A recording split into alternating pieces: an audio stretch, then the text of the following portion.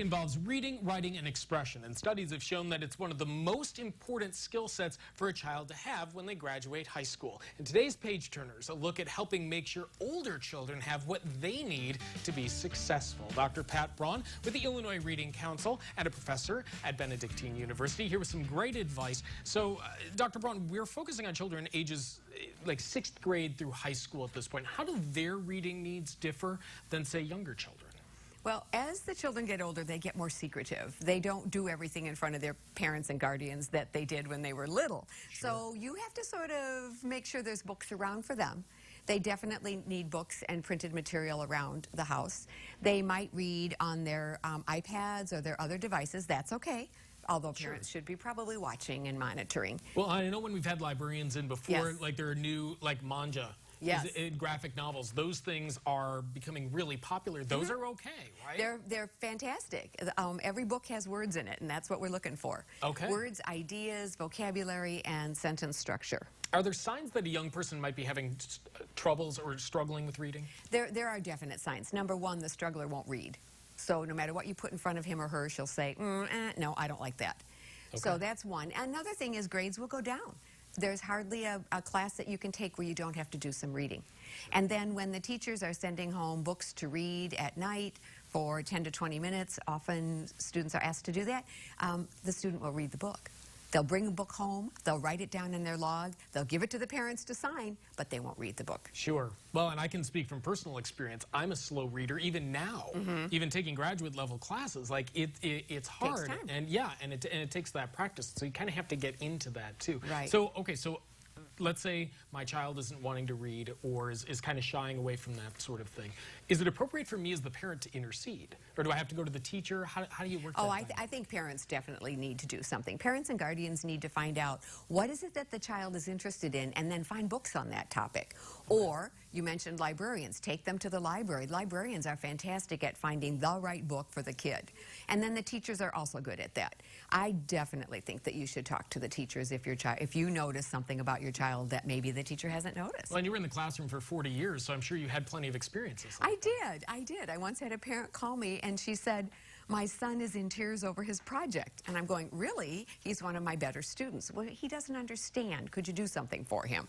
That's all it took. I set up the next day's lesson so that I went around and talked to every child. I talked to so-and-so, and then I talked to that boy second. I answered his questions. He did a good job, and his mother was very happy. Very cool. So bring that teacher and have a conversation. Everyone wants the same goal. So Illinois Reading Council sponsors Illinois Reads, great books by Illinois authors for all Illinoisans. Yes. And we've got some selected titles for folks ages 6th grade and up, while still in school. Sure. So let's go through some of these and show us what you brought. Well, there's one called The Ugly One, and most adolescents think they are the ugly one.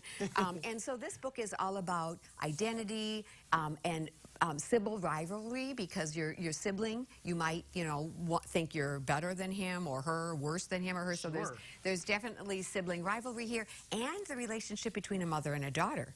A rocky relationship between the mother and the daughter. And that never happens in that age group. Never, which is why it's good to find out how the other half lives. Absolutely. Really Okay. good point. Yeah. And then there's books, too, that kind of guide ethical decision making, which is what this one over here is about. I think it's The Art of Secrets. Is that The Art of Secrets? Yes.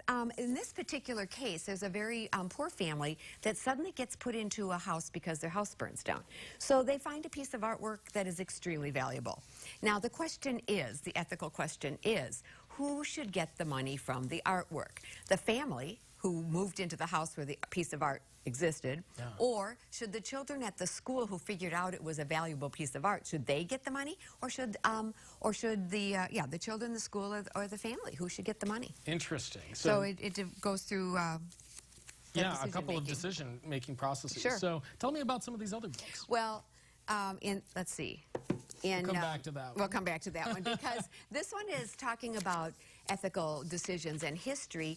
Candace Fleming is an excellent artist who does a lot of research before she ever writes a book. Sure. And the family Romanov they had a lot of money, and they ruled, and they didn't share their money. So this book goes through what the family was like, what the adults were like, what the children were like, and it's a piece of history that we don't know a lot about in American elementary and high schools. Sure, sure. We just don't know. We read the blurb in the history book, but we don't know what really was going on. Right, and there's an opportunity, if this is something that might engage your child, yes, that's where you want to go with it's that. amazing that there are many children who would prefer reading more nonfiction than fiction. Yeah, well, and I was one of those, so I Sure. can attest to that. Okay, 68 Rooms. 68 Rooms is about the Thorne Rooms in Chicago at the Art Institute, and two children are on a field trip. They find a key that changes their size, and they get into the rooms.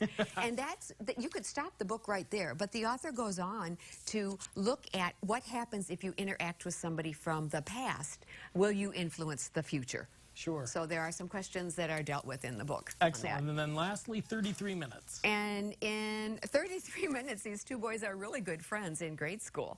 But as they grow older, their interests change. And one becomes interested in academics, math, and the other one is a football player. And their relationship begins to get very rocky. They're no longer playing their video games together. Oh, And that's kind of sad. It is sad, but it's life. The reality of life is that friendships don't always stay the same or last forever. Well, and that's a good point. And I guess 33 Minutes helps to explain that. Or at least look at it from another perspective. Yeah, definitely. Always such good stuff that you guys bring. I love when the Illinois Yeah. Reading Council comes.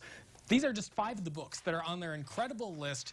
Fantastic. Tons of books. 36, you said, Dr. There are Vaughn? 36 books, and we give out bookmarks. And on the back of the books are the list. Back of the bookmark is a list of the books for that year. Perfect. And we can also find this list online. IllinoisReads.org is the website, part of the Illinois Reading Council. Dr. Braun, thanks for being here. Thank we you. appreciate it. We'll connect you to everything happening at the Illinois Reading Council. Their website right there on the screen, IllinoisReads.org. We'll connect you there.